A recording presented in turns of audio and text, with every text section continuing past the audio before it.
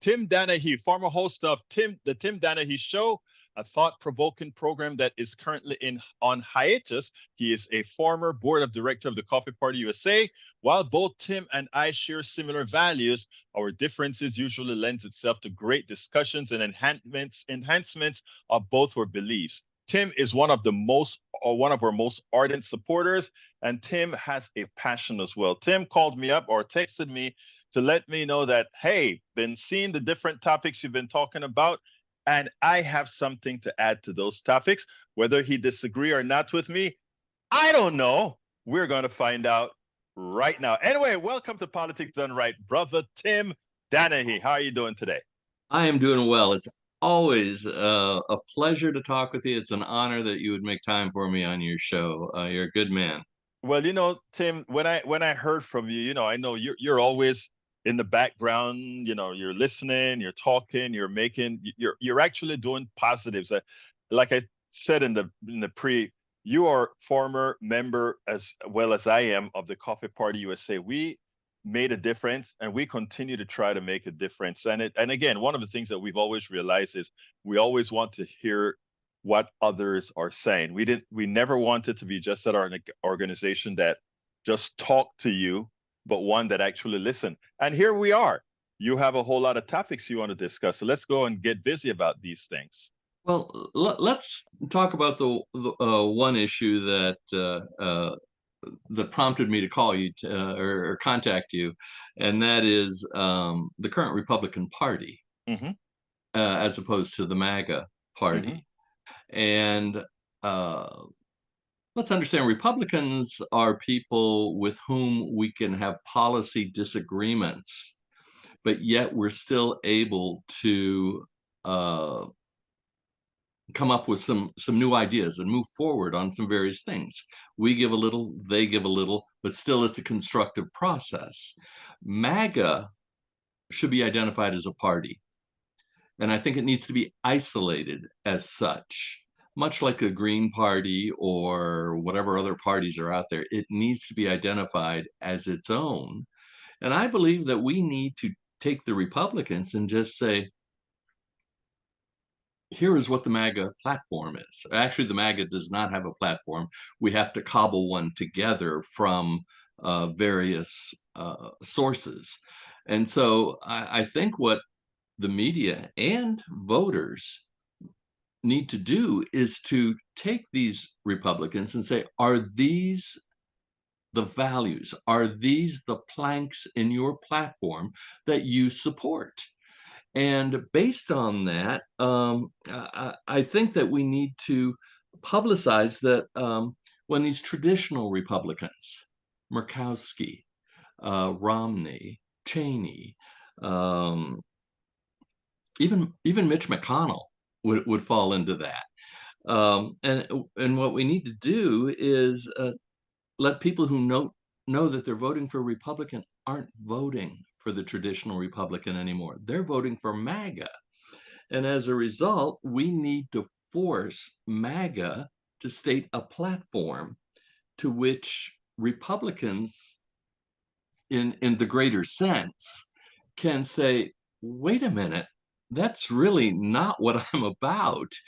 Just because they have an R as a sort of veil over their maganess, it doesn't necessarily represent what they vote. And Egberto, I put together a couple of issues that I'm sure that you have addressed on your show, for which multiple sources have come up with these planks for a platform, although not cohesively, and certainly not announced in either the 2020 or the upcoming 2024 uh, conventions. But I think we need to ask Republicans, are these the planks that you can with which you can abide, or with which you choose to disavow?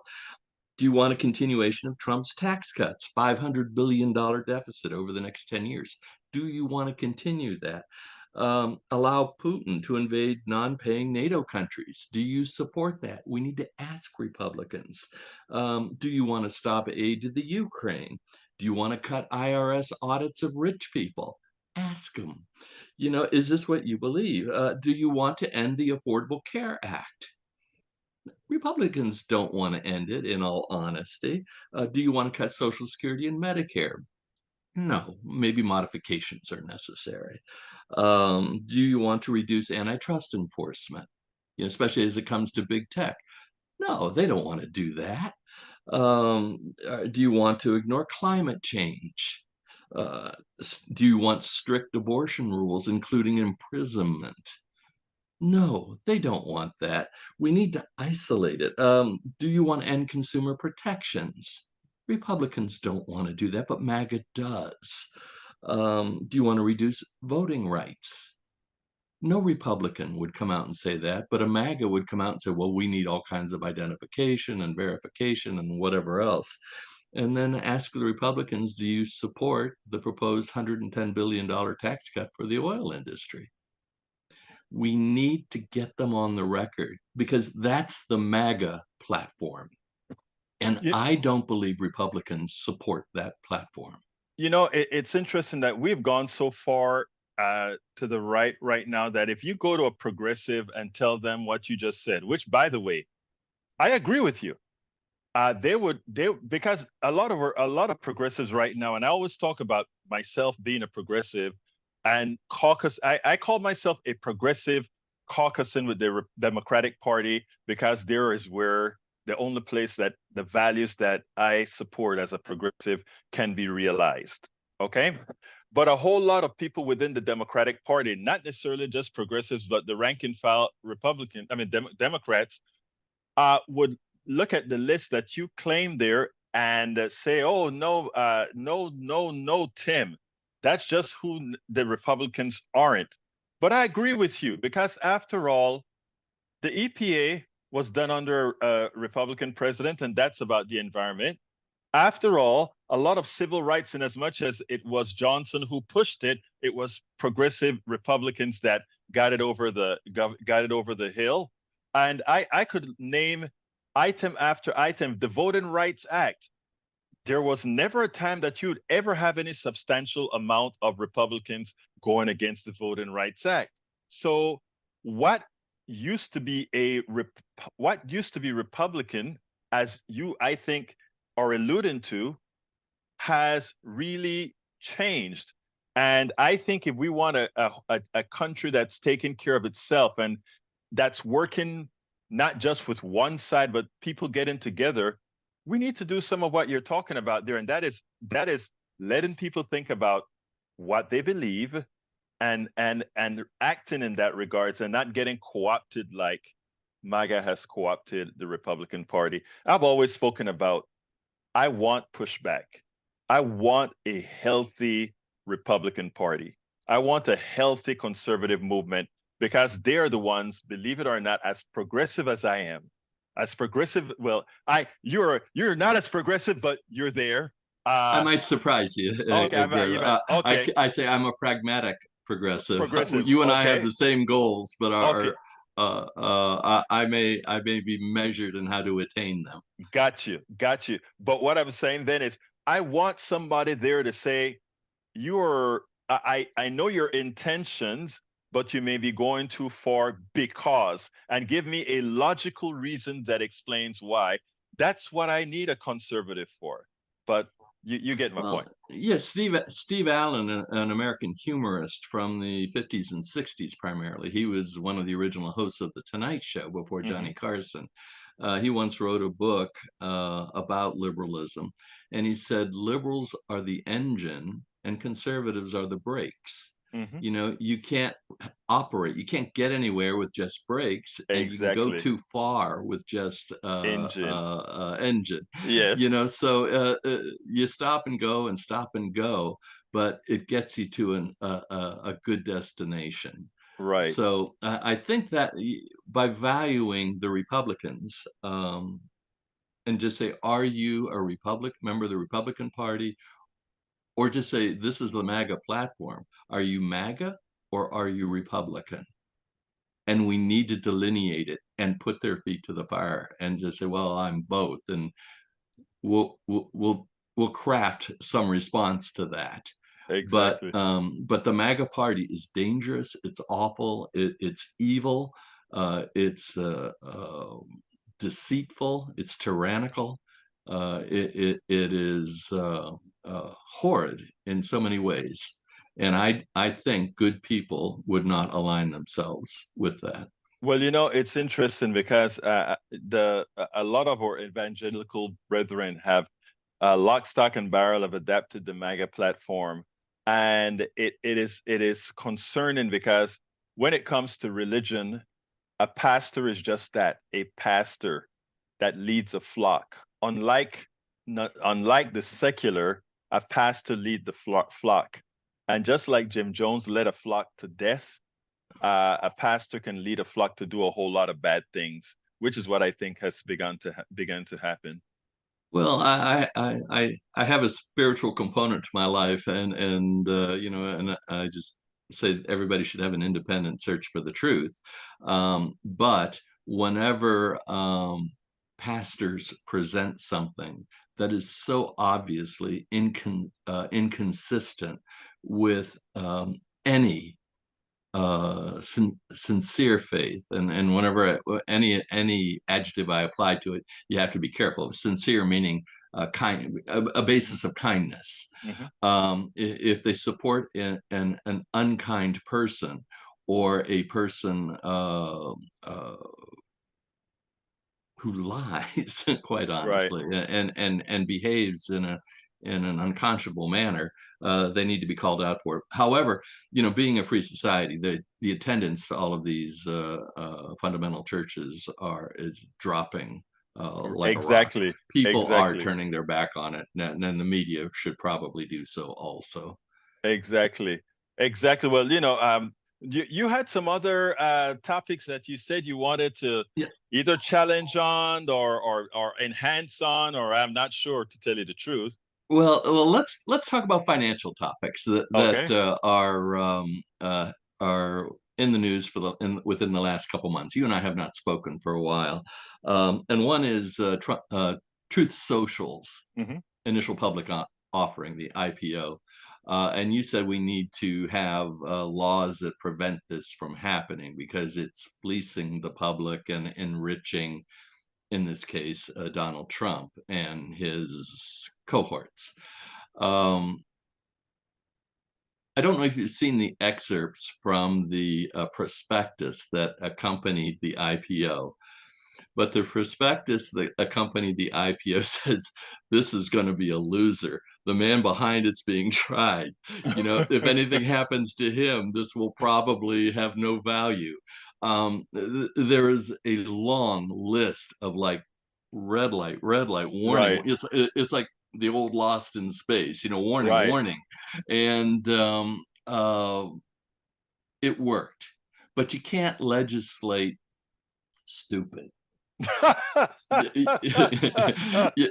you know, you, stupid people are going to do stupid things, and what's going to happen is a million people are going to invest in Truth Social, and in all probability lose their money, and there will be a million people who will resent that, or at least over 900,000. Some of them will consider it a contribution to the cause, but the SEC did their job, and but you can't you let can't me stop people from let me doing dumb push things. back a bit. Let me Of push back a course. bit in this regards, and it goes as follows. I agree with you that you can't legislate quote unquote stupid, etc.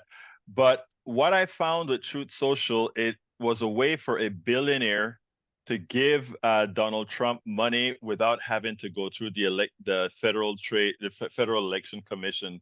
Because what happens is we create this company before it goes bust. Trump gets to cash out a few million shares and make a couple $1 billion.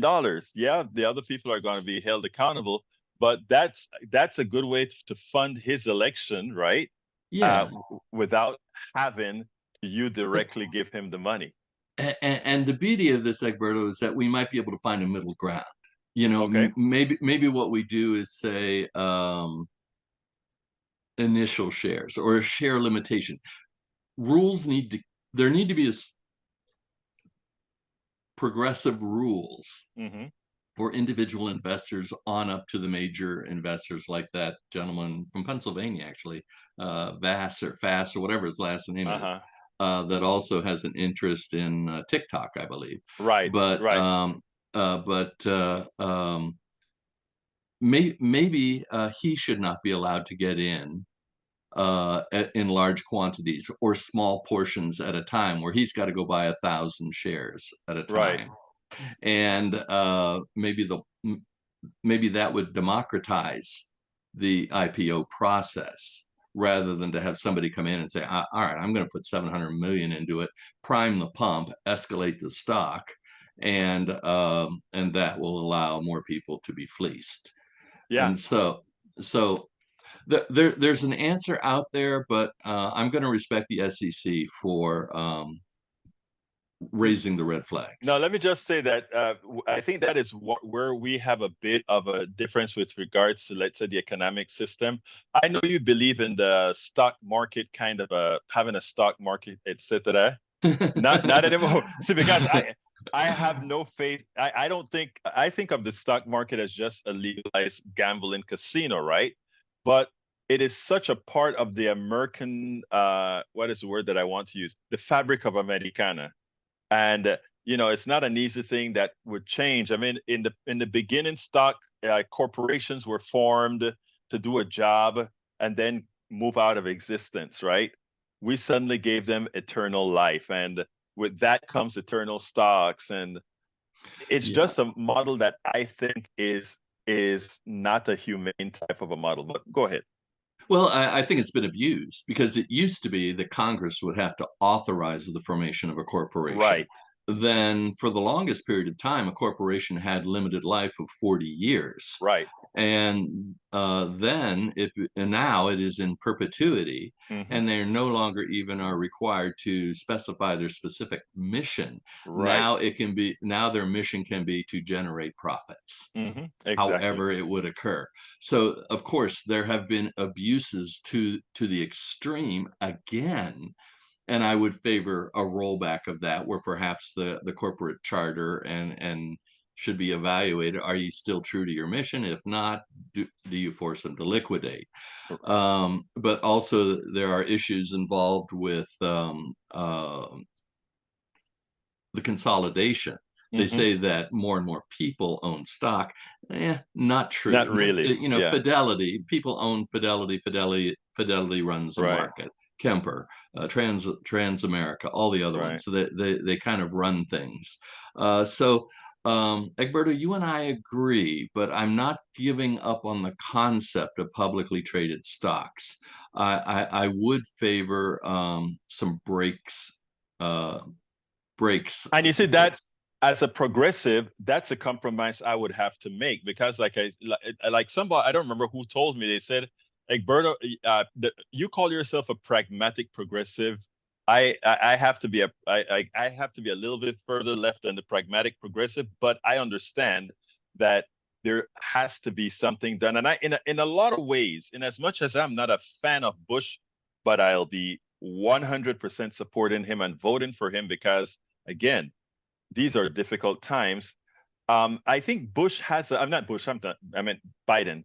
Biden, I think, has impressed me in that as he took power, there are many policies that are anathema to his beliefs, which I think are generally neoliberal, but that he actually went ahead and did things to support the policies that those of us that consider ourselves very progressives need and believe in.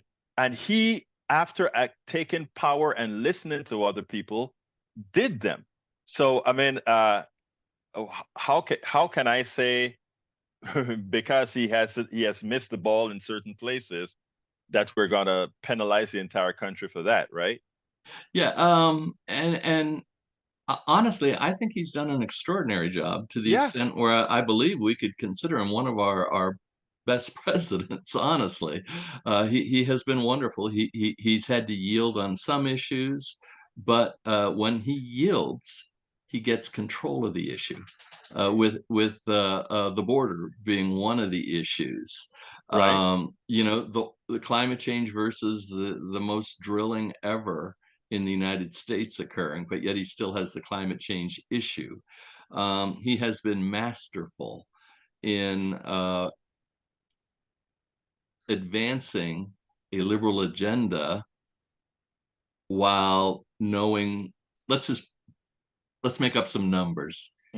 He has pushed 90% of what we want forward a little bit. And 10% maybe he's had to give up to get that 90. I respect that. Let me tell you something, because I think more surrogates needs to be out there. Now let me tell you, a lot of us who are progressives have a tendency to not think the way that you just stated, right? In other words, too often is all or nothing, and sometimes you have to, and you know how progressive I am, you know that, but I think, and you said he's one of the better presidents. Um, I don't think we need to just say that. We just have to show the numbers. We have a lot of progressives who love on Obama, a lot of progressives who love on Clinton, and he vastly did more for the progressive movement proper than Yes. any one of them, or of them combined. Yes, we got Obamacare, but Obamacare was really just passing Romneycare nationally, which is a conservative type of a healthcare system, and we're paying the price for that right now. We have healthcare, but it's still we have a very ways to go. Yeah, we have ways to go. So I mean, I think there we're eating from the same candy bar. Absolutely so. Now I know where we're going to have some issues, and that is, I strongly disagree with the way Brother Biden has handled Netanyahu and Israel. So let's see what you have to say about that. I know you mentioned that in the topics that you wanted to talk about. I remember when this first happened back in October, and I was texting with a couple of cousins. Mm-hmm. Okay, and one of the cousins said, "What's going on here? What's the story?" And I said, "The story is there's no good guys." Mm-hmm. And so what we have to do is figure out, how do we navigate a situation by two players for whom we have no respect. And I think what we have to do in that case is take a look at the strategies employed. First of all, Hamas did attack Israel. I do believe Netanyahu knew about it and allowed it to happen and delayed his response as far as to allow his 9/11 moment. Wow, Tim. I've thought that, but coming from you, that's a shocker. That No, Netanyahu, we must. Hamas is horrible, and I believe Netanyahu has gone to is lost. Mm-hmm. He's certainly he is a criminal, Mm-hmm. and the international courts essentially said that yesterday. But even within Israel, he is continuing this war in order to kind of be a war president and kind of make himself immune from prosecution, or certainly investigation. So you and I are so far in agreement. And Scary. yeah, but now, okay, we said, and I'm, you notice I haven't really used the word Israel or Palestinian, Israelis Right. or Palestinians so far. Let's talk about Hamas. Um, Hamas did the violence. Mm-hmm. They seek to eliminate Israel. They're horrible. The crimes that they committed are awful. They were elected at one point, and they are no longer representing the Palestinian people. And really, they're operating a police state in Gaza. All right, they spy on their people, they kill their people, they restrict the freedoms of their people, inhibit freedom of expression of their people. Hamas is not good. And I think evidence of that is Jordan and Egypt, neither one are opening their borders Mm-hmm. to accept Palestinians and potentially leakage of Hamas. They know what Hamas is. They are thugs. They are gangsters. They are war criminals also. And international courts also indicted the The head of leader of Hamas. Hamas. Yeah. Yes, and so we have two bad characters and a lot of innocent people. So everybody wants peace in Gaza. I do too. But I think Hamas has to be defeated. I remember you and I, perhaps we swapped texts at one point, and we said, I said, Israel needs to attack Gaza and hit Hamas and get rid of them. And they did, with a vengeance, a horrible vengeance. But they forgot the component that goes with it. And General Petraeus said this whenever we were in Iraq. You attack, you go for the victory, but behind your advances, you build. And Israel never built. What Israel should do with Biden's assistance is say, Saudi Arabia, other Sunni Arab nations, let's put together a coalition and rebuild the schools, the hospitals. Let's rebuild. Let's reactivate agriculture. Let's create jobs for Palestinian people who want to go through our lines and backfill. Not Hamas, but they need to build and offer the people something. They need to end the apartheid and allow them self-governance. They need to know that there's something on the other side of Hamas, but they need to continue to attack Hamas, not the blind 2,000-pound bombs. The tactic needs to change. The territory, it's more finessed. They need to destroy Hamas's infrastructure.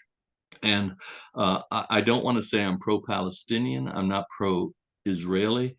Ultimately, I am pro-peace, but I believe to have a longer and lasting peace, that additional components need to be factored in there. And I do believe that the continued elimination of Hamas is actually better for the Palestinian people.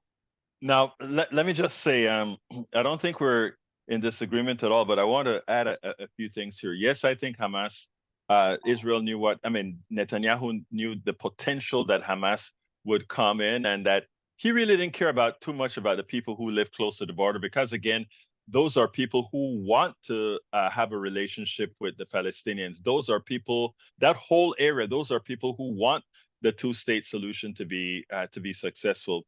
Now, we talk about how bad Hamas is. For anybody who can kill and murder like Hamas did, I don't know that I could take a knife and put it into somebody or cut somebody's throats, or that is anathema to me to figure that I could do that to another human being. So when I see that being one human doing that to another human, for me, it's not just disgusting, it's evil, which is what Hamas did. That said, ironically, the IDF, Netanyahu and his IDF did that orders of magnitude more. I don't know how not to look, even if they want to claim self-defense. I don't know how I can go ahead. Well, it's not self-defense anymore. Right. Exactly. It's not anymore. There has to be retribution. You can't let them scurry behind the Gaza border. But they embedded themselves into hospitals. But here, let me answer that one though, my brother, because and help me out here. You're an American. You've seen us have people who've held hostages before. I doubt if you had 10 gunmen in a mall with 40,000 people, if we would drop a 2,000-pound bomb on that mall, because we know some of the people who will die, it would be Hamas. We would send the commandos in there we would do surgical missions in there. That is what you do. But when you decimate 60% or more of infrastructure, including schools, hospitals, etc., there's a problem. I mean, there's a humane and a humanity problem there. And I think one of the reasons, if you listen to the right wingers talk about Palestinians, they talk about them as not human beings, but animals. Yeah, And but that's wrong. That's right, wrong. Hamas is animals. Hamas are the ones that put their offices in hospitals and schools and so forth. They're the animals that also committed the war crimes. but Um, so let me you should, ask you, to get those the 40,000 people out of the mall, you need to get leaflets. You need to say, get out of there, move. And to a large extent, that's happened when Hamas has let them move. It's uh, there. There's no good guys in this, but no, the tactic needs to right, change. but I don't think if we were okay, America, yes, Netanyahu threw it right back at the United States. Netanyahu said, "You drop an atomic bomb on Hiroshima and Nagasaki, so don't talk to us about that." But what you miss that is true, and in a lot of ways, I say, yeah, we lost our virginity on that. But more important, we're talking about not because we did that mean that we cannot move forward being a humane people, right? Well, So that's the key phrase. We lost our virginity, but we relearned our humanity. oh wow, I like that one. You got to put that one in a meme for me. I like that we lost our virginity, but we gained. I like that one. But here's the thing, Tim. Um, we have to again, if you take a look at Gaza and a few miles over Tel Aviv, Haifa, and all these other places, these people are going to work every day. They're going and have their sipping on their coffee and all of that. If you ask a Martian to come down and ask who are the evil ones here, if you ask that question, it's not going to be it's not going to look like it's Hamas, even though we know they're the genesis of this current instantiation of the problem. But that's consistent. Yeah, again, we're consistent with each other on this thing. Yeah, One of the things that we have to do is restore the rights of Palestinians and end apartheid, so right. they can have self-determination. They can have economic viability, much like Israel. And my belief is that a free Palestine, a free Gaza, would could thrive, especially with the stimulus from Sunni You're right. nations and U.S. support. There's no doubt. I mean, the interesting thing about it is if you look at the movement in the United States right now, that everybody is complaining about the protests, etc. A large number of those protesters are Jewish students and Palestinian students holding arms. It's amazing. 30% are not. Right. And I also find it interesting that the largest, and perhaps it's not interesting, I guess maybe there's an inherent logic to it, but it's amazing that the media centers have the biggest student protest. Los Angeles and New York. You Yeah, know, I can't prove it. I suspect that there's some external definitely. influences on it that are not necessarily looking out for the goodwill of Israelis and Palestinians. But Egberto, you really brought up the good point. Um, and it's consistent with what we're saying. And again, the Israeli students and the Palestinian students are arm in arm for humanity. Yes. Okay. And we Netanyahu, and when we started this conversation, I said Netanyahu and Hamas are contrary Hmm. to humanity. We need to be humane and get this conversation past this current conflict. So So let what do we Netanyahu. do about it, Tim? I mean, I think we have to. Those of us that feel this way, we have to find a way to get traction from the warmongers and the appeasers. What do we do? We need to destroy the entire tunnel network. that Hamas has set up throughout the country, need to destroy it, make it totally inoperational, and to the point where it cannot even be restored. Then we have to treat it like the 10 gunmen in the mall. Okay. Right.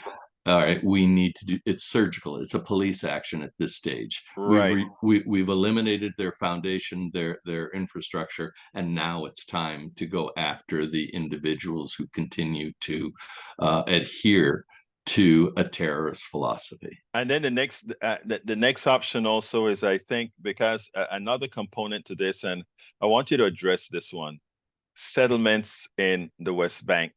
I don't know if you'd looked at a map at the West Bank recently and see, I mean, how It's a do you violation. establish it? Yeah, It's a total violation of an agreement of honor, of trust, of mutual prosperity. right. It's a total violation of it. If they wish to negotiate it and say, hey, we'd like to have a few more settlements, and perhaps the and perhaps the people in the West Bank would say, well, let's can you give us some more voting rights or economic rights or something? I don't know, but it's a violation.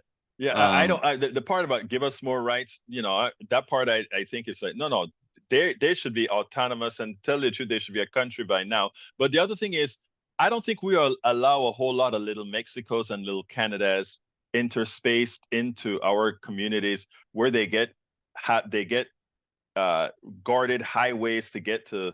Like, think about Mexico having a little settlement in Oklahoma with one street that's guarded to get into Oklahoma, and I mean that doesn't work no, it as a doesn't. country. Yeah, yeah. The illegal settlements are a total violation They of should honor. all be gone, and I hope we have a president that comes out and says, if we're going to continue supporting Israel, settlements gone. We need to have each of those territories need to have a contiguous space. And there's something I'd like our audience to know, because everybody likes to bring up, Rashida Tlaib would talk about from the river to the sea, and that's an anti-Semitic thing. Inside of the Likud charter, the Likud Party's charter, it does say Israel from the river to the sea. So, I mean, we have to be measured in the way we listen to what the river to the sea means. In the case of Rashida Tlaib, she's been explicit. I mean, there are people that believe in one Palestine, which means Jews, Arabs, Muslims, Gentile living together as it has always been. They believe there should be no territorial separation other than something different than what happened in 48, the UN creating something out of nothing or something out of something that was already there. That is likely an impossibility. But I think the idea that we simply talk about from the river to the sea being an anti-Semitic trope, one then has to ask, what does the Likud party means by from the river to the sea in their platform?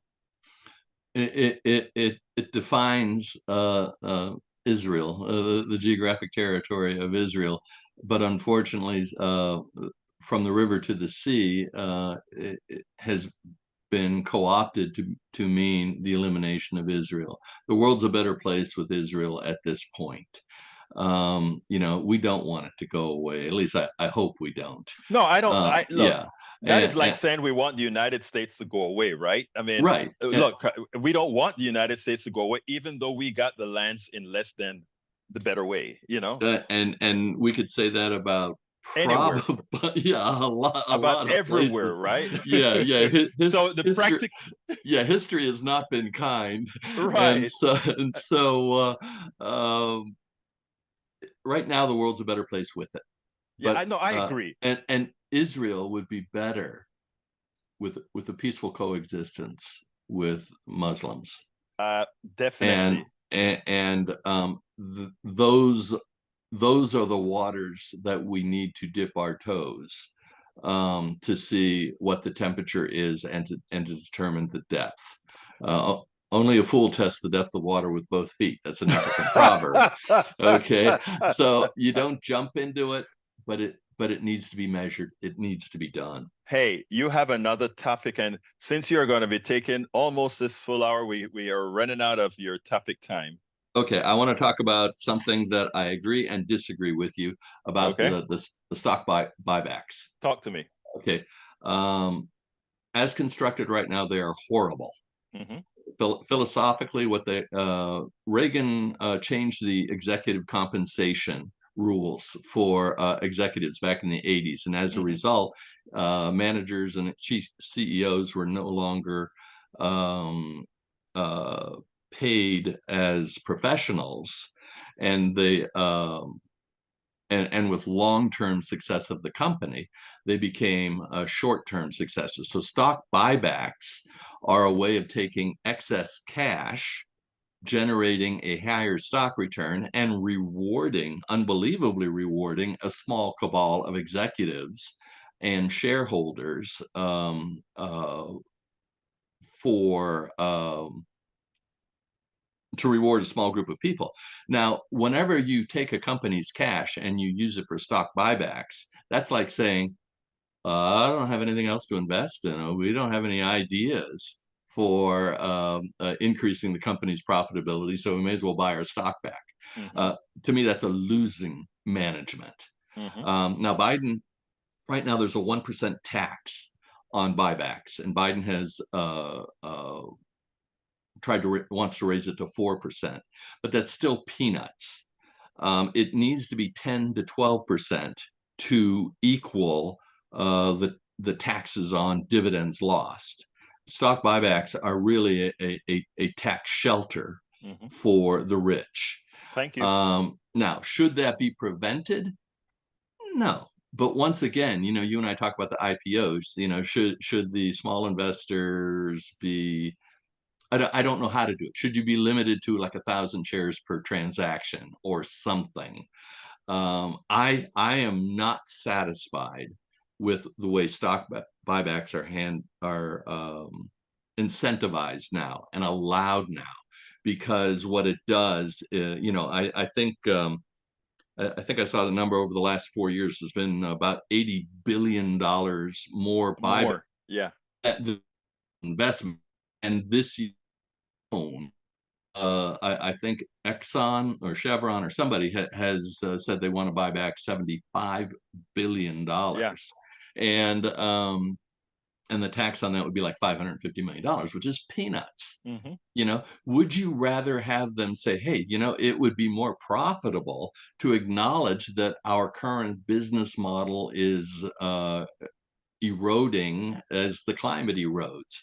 Should they be saying, let's take this 75 billion and put it into our energy grid? It should not be three grids in the United States: East, West, and Hmm. Texas. We should be breaking it into fractions around the country, where there are independent grids that could coexist, but if one goes down, it doesn't ripple through. Now, to me, that would be a wonderful use of $75 billion. And considering the stock buybacks are in the area of about $800 billion a year right now, which is more than capital investment, we need to disincentivize that. We need to restore I think investing in employees. All my employees have been with me for years. I save 20% on labor costs because I don't have to train my employees. I don't have to hire somebody and train them, you know, uh, and good work. And that is let me Yeah. just say this. Let me just say this because I intended to talk about when I figured we were going to talk about a little bit about capitalism, etc. And I was going to bring up about you and having employees and how you treat employees and how etc. And one of the statements that I was going to make is, even though my brother Tim will call that capitalism, I call it free enterprise, and not only free enterprise, but somebody who looks out for the social well-being of Well, their employees. With this and what's the word? Anticep is the antithesis of what capitalism really is. I always my employees know that I admire Lincoln Electric, and I would strongly recommend you have someone from Human Resources from Lincoln Electric in Cleveland do a Mhm. show with you. Okay. They are the highest paid employees in their field. At the end of the year, they get huge bonuses um, above and beyond that. They have waiting lists of people who want to work there. When somebody leaves, the employees hire who replaces them, and the employees are tougher than management. Mm-hmm. Management has never laid off an employee, and it's a very profitable company. And so by having good employees doing excellent work, the employees do something called total quality management, where the employees know that their bonuses are contingent upon the quality of their product. And so that's your marketing when everybody knows you've got the best product. Thank you, Mm-hmm. employees. It's not management. Management gets paid very well, I'm sure, but I aspire to that. Mm-hmm. My employees know that I aspire to that, but they also know that it's dependent upon their quality, you know. Interestingly, and that's one of the reasons I said, the god of recent capitalism is Milton Friedman. And Milton Friedman points out, if you can look up his speech in Wikipedia, that the sole purpose of executives is to ensure the maximization of value for the shareholder. Forget about the employee, whatever it takes. You are supposed to be maximizing the shareholder value. And what you just mentioned and what you do with your employees isn't the maximization of in this case, you are the shareholder, but isn't the maximization of your well-being. You The could long-term success of the company will be dependent upon my ability to retain and train and motivate and assure men that adhere to the same qualities and profitability standard I agree. adhere. But here's the kicker, Tim. Here's the kicker. What the capital sector does is as follows. Uh, as you said, the reason you will continue to have a whole lot of customers, good customers, is you do damn good work. When it comes to the capital structure of these other corporations, they may have the semblance of good work for some time, and under that time, then some sort of a Baines Capital or some other management company comes in, take advantage of that good name, gut the company, take the monies out that company, go under, and they go to the next. Yeah. Another good company they buy, or it's a Panera, Staples, go through all of these were viable companies, and then exactly. people buy them. They cut. They raise the prices. They eliminate the service, and They move on. they can't recover it at that point. Exactly. So I mean, we're probably going to stay in disagreement with the stock buybacks and actual stocks and so forth, because again, I think it's a I think we different. do agree. I think we do Okay. agree. There needs to be some disincentive to it. Mm-hmm. I don't have the answer for you on that, but Right. something's wrong. And even quadrupling the 1% excise tax on stock buybacks is not nearly enough. Right. We need to disincentivize that and have that money go into capital investment There you go. or I agree. employees or But you know what employees. is you know what is so interesting? At first, when we had something like a 99 or 90% tax rate, that's the only thing they could really do. They had to Yeah, reinvest that money so because they don't give it to otherwise the it government. Otherwise, exactly. yeah, no, the 91% rate, was probably pretty onerous, but that was in the 50s under Eisenhower, and we had Right. probably one of our greatest economic booms. But whenever Kennedy cut it to 78%, it actually did generate activity. But ever since that point, it has not yielded the returns that they keep promising It from Reagan on through Trump's. just does. It Yeah. it just it isn't yielding. What you want to do is incentivize guys. What you want them to do is invest in their people and invest in their product. And the only way to do that is make it so the few who own the companies can't take all the There you profits. go. Tim, what's our do we have a last subject or Nope, another that's it. sub? That's I it. isn't that enough, Egberto? Well, let me tell you what I love, right? I try to tell all our audiences, and notice I said our audience. It's your audience, it's my audience, it's the people who make up the PDR Passes audience. And that is, we are trying here to establish that relationship with the viewers, which the people that, if you have something to say and you have it well thought up, let's do this. Because when you didn't, you gave me some idea. You call and say, Berto, this. I said, why the hell don't we do a program on this? Because it was so well thought out. You had these topics that, and I didn't know where you were going with them, but I think this is a type of media that I like, where everybody realizes that they are stakeholders in all that we do, and not just one directional or unidirectional, or however you want to say. Well, someday, Egberto, 5 or 6 years ago, we talked about someday we need to have an Egberto and Danahey show, Yes. and at some point we need to do that, and then let's take two different, two similar approaches on something and say how do you make it happen? And Tim, I think we've been talking about this for years, and I told you you're pretty busy with what you're doing right now, but Extremely. I so missed what used to be the Tim Danahey show, because I was a dedicated listener to the Tim Danahey show, and it would be great that we can actually do it as a team. However, whether it's once a month, twice a month, 5 times a month, whatever time, sometime we should do it. Well, we will, and we'll just have to put together a plan, and I'll have to carve out the time to make it so we can happen. Great show, Egberto. No, but wait, what no, a joy. you know how I end it. You know how I end it. I said, I gotta end this the same way. What would you have liked me to ask you that I didn't? I think you did well. Based on the topics we had, I probably would like to have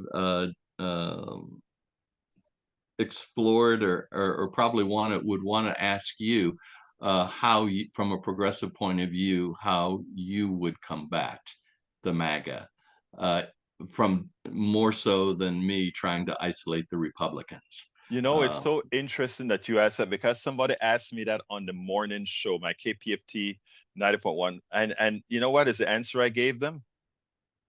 Love. Yeah. Love. Yeah. I mean, it sounds corny, but I honestly really mean it. I speak to a lot of MAGA people, and when they realize that this is difficult in the grand scheme, right? Because we don't have time now for one-on-one and changing behaviors, because Trump is at the behest in 2024. But what I explained is that a lot of these people are genuinely scared to death, hurt to death, or and that's what is that. And I noticed that when I've established an honest rapport with these folk, and that they trust me, that suddenly I can actually get to them. I had one call into the show and said, Egberto, it would be great if we got rid of the two parties and MAGA and progressives got together. That's where I act. That's what one of my callers, if that wanted to have my heart pulled through my throat, that's where he landed. Maybe MAGA should meet with progressives. I saw recently somewhere in the media where somebody says the media covers plane crashes, but they don't cover planes landing. Perhaps what we should do is cover planes landing. Exactly. And that's where what we can all celebrate. We've been speaking to the one and only Tim Danahey. Tim Danahey of the Tim Danahey Show. Thank you so kindly for having been with Politics Done Right. My pleasure. Thank you. We spend a lot of time deconstructing the news, trying to parse it into a form that everybody can understand. We try to find those little nitpicks where it flies above the fray, etc. If you really like these videos that we do, I want to ask a big favor. Please go ahead, number one, subscribe to our channel, and number two, please join if you can. Thank you so kindly for watching. Keep watching. Please remember to share. We must populate the entire internet with our progressive message, a message that we know is what most Americans say that they want. So help us